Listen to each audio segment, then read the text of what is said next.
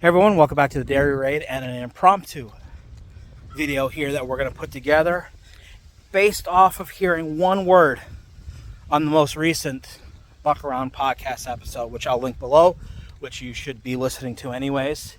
If you enjoy anything I do, you'll love that more than me. Anyways, that word, Hornibrookian. And Rich is a masterful phrase to coin.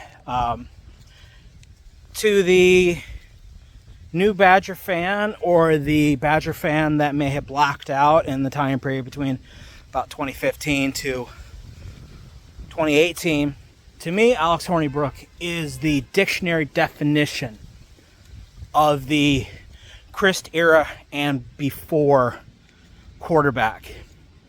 You're a game manager type, a big dopey guy with below average athletic ability and a decent arm, but slow release, game manager, the type of quarterback that, thank God that you have an all-world type running back leading the offense, because if we had to put the team on our shoulders and this guy was our quarterback, we'd be in trouble. And so when I think about Alex Hornibrook and I think about standards of quarterback play, it makes me wonder if I put Alex Hornibrook as the factor point, the line in which you do not cross. Does Tyler Van Dyke exceed the Hornibrook line? And how much effort is it going to have to take for him to get there? And what does that translate to in terms of wins and losses? So let's look at the 2024 schedule here real quick and talk about the type of game that we could expect if Alex Hornibrook was our quarterback. And then at the end, we're going to bring it all together. We're going to quantify everything. We're going to put our analytics hat on because you know we love analytics around here. And we're going to say, does Tyler Van Dyke get above the Alex Hornibrook line?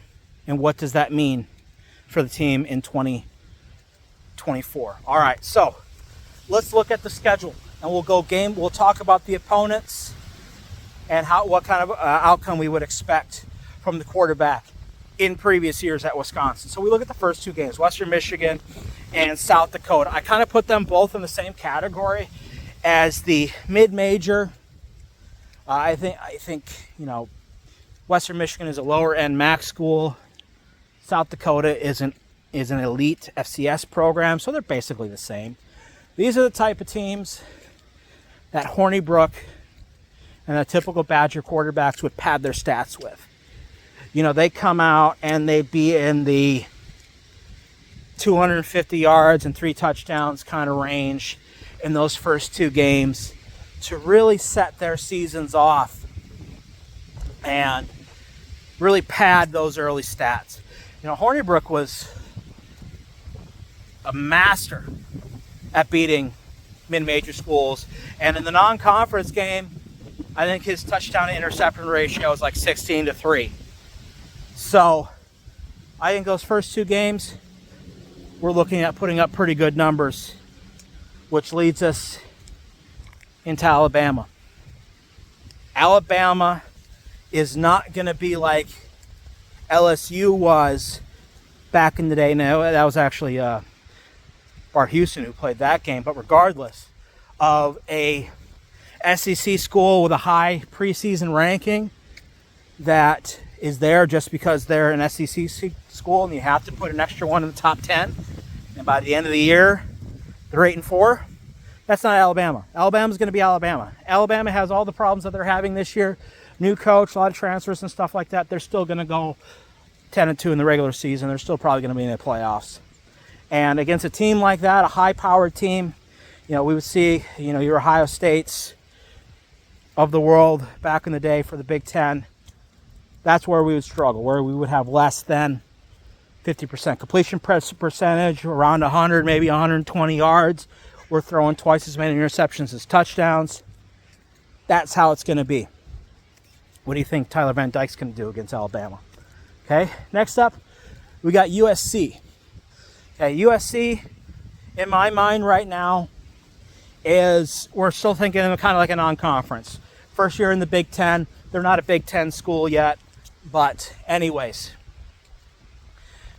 USC to me is that type of team who is overrated based on their name. They're ranked highly because of their name. I think they're 23rd in the nation right now. I think they go out these first 3 games, they go undefeated. They're probably in the top 15, maybe even top 10, because why not? USC beats up on some cupcakes, and that's the reason to move them up in the rankings. We didn't have a lot of these type of games in the past with Wisconsin, and we'd either get them where we would just run the ball and we'd have to have a very efficient, 16 for 20 kind of a day from the QB, or like Alex did against Miami in the Orange Bowl, where he put up 4 touchdowns.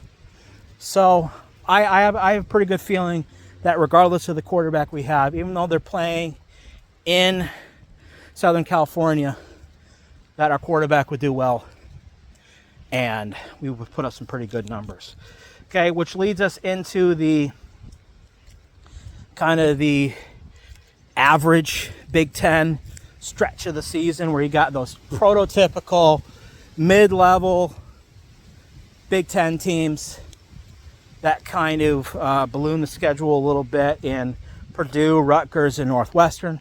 We're always going to play bad against Northwestern, especially at Northwestern, especially now at the Pillbox, where we're going to be playing by the lake in, was it the end of October, bad weather, yeah, not going to be fun.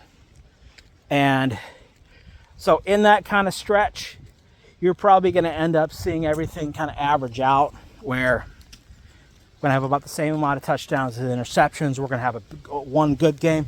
We're going to have one bad game, where we're going to have a right down the middle game that the running game is going to take over. So that's that middle end of the season. And we've got a couple big, stronger Big Ten teams after that. Purdue. Penn State is going to be your top 10 juggernaut kind of Big Ten team that the Badgers always had trouble with. Didn't matter who the head coach was. We never seemed to beat those teams back in the day. And I'm not expecting any of that thing to really change yet this year.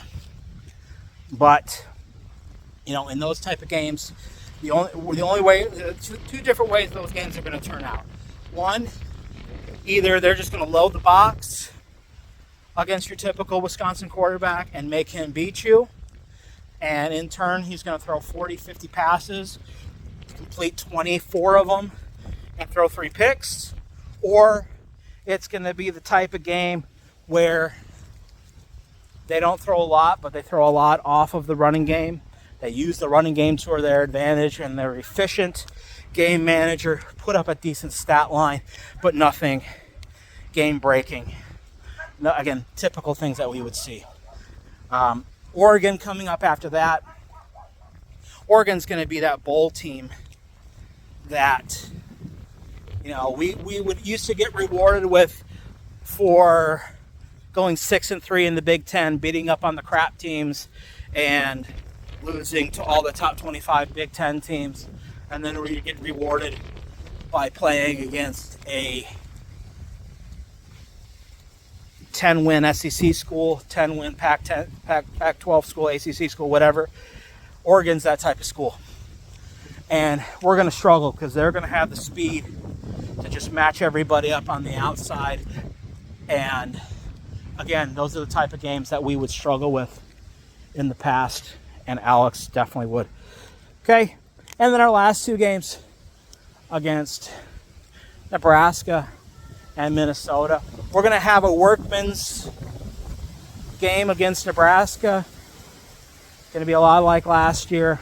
Okay, again, in a typical Wisconsin year, it was up to the running game to beat those schools, and then opportunistic passing games off of that. And that's what we would have to do against Nebraska, and it's what we will do against Minnesota.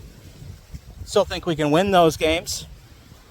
So this season is really shaping up to be a typical Wisconsin season. As much as we're hyper-focused on the rankings of the teams going into these games. And so what, to me, that really gives us an opportunity is to show what is going to show growth in the Wisconsin passing game. What is going to show growth in the quarterback play at Wisconsin. And to do that, you have to rise above expectations. You have to rise above the norms. So that's why we looked at the season through the lens of Alex Hornibrook. So what does the Hornibrook line look like with a schedule like this and the type of teams that we're going to play against? Well, doing some quick math, I see this as having a Hornibrook line of going 180 for 299. That is a 60.2 completion percentage for 2,403 yards, 25 touchdowns, but 13 interceptions. Okay? So let's ask some questions based off those numbers. If Tyler Van Dyke came out and threw 25 touchdowns, would you be satisfied? If Tyler Van Dyke came out and threw 2,400 yards, would you be satisfied? If he threw 13 interceptions, would you be calling for his head? And if he only completed 60% of his passes, what would you think? So, when you take those numbers there and you take those type of performances and you take what would be expected from the running game in those type of performances, because the running game is cyclical, fits in that just as well. Okay, we talked about the games that that they relied on the running game, or when they took away the running game and how it had to rely on the quarterback. So it all adds up. So the question is, does Tyler Van Dyke rise above the Hornibrook line? Does he throw for more than 2,400 yards? Does he throw 25 or more touchdowns? Does he throw less than 13 interceptions? Or do we have a better touchdown interception ratio there? And does the offense rise above the norm? That'll be interesting to see. So, forever, Wisconsin quarterbacks play will be judged by comparing him to Alex Hornibrook, who is your dictionary definition of Wisconsin quarterback. So, I think it's going to take a quarterback who rise above a Hornibrookian level to win games, as Alex Hornibrook did back in the day. He still won a bunch of games. So, we'll see. Anyways, this was just a short little off the top of my head kind of thing, sitting down on a park bench and coming up with some numbers kind of thing. Again, we're desperate to put out content because we don't have games to break down yet. That's going to change this weekend. All right. That's enough of me talking. Thank you for watching. See you next time.